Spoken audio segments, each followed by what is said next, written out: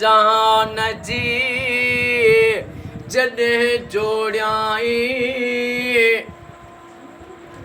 खामद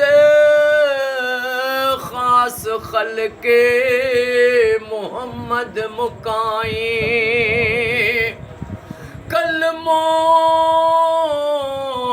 ते करीमते चिट्टो चयाई अन्ना मौला कव अंत महबूबी इए उताई पो लिखी ॾिनाई ॿई सराऊं सैयद खे आमीन। या अल्लाह या रहमान या रहीम करीम रब। अॼु साईं साबिर अली साईं मोहम्मद सजण बाबा साईं वॾो मेहरदीन साईं जेको घर में लख सलवात पढ़ाई यारी शरीफ़ कयूं अॼो को साईं वारनि जो ख़ैर अॼो को न्याज़ अॼो की ग़ुलामी ही ख़ैर पंहिंजी बारगाह में उहद जबल जेॾो लिखण क़बूल फरमा। आमीन। मोहम्मद आले मोहम्मद जे सदके साईं खे साईं जे सभिनी भाइरनि खे आबाद फरमा।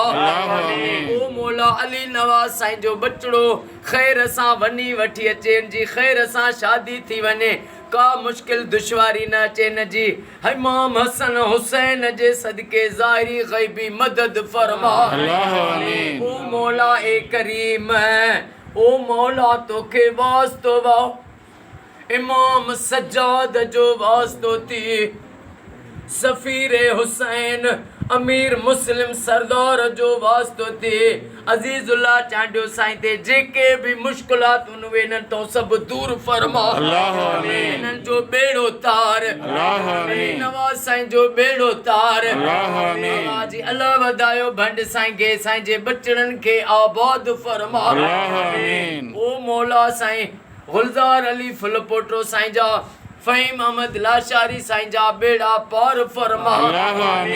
ओ मौला मिठे मोहम्मद मुस्तफ़ा जे सदके बाबा मेहरदीन साईं खे सेहत ऐं वॾी हयाती अता फरमा। मोहम्मद रेहान साईं खे सेहत ऐं वॾी हयाती अता फरमा। अल्लाह जेके बीमार आहिनि उन्हनि खे शफ़ा अता फरमा। जेके बे औलादी आहिनि उन्हनि खे औलाद अता फरमा। बेरोज़गारनि खे रोज़ी अता फरमा। ओ मौला अली असगर जो वास्तो थी मुंहिंजी मदद फरमा। कायनात जे हर मज़लूम ग़रीब जी मदद फरमा। सॼी दुनिया में सुन्नी शिया हर मोमिन जे घर में लख सलवातूं पढ़ियूं वञनि या दुआ क़बूल फरमा। इन्नल्लाह व मलाइकतहु युसल्लूना अलल नबी या अय्युहल्लज़ीना आमनू सल्लु अलैहि व सल्लिमू तस्लीमा।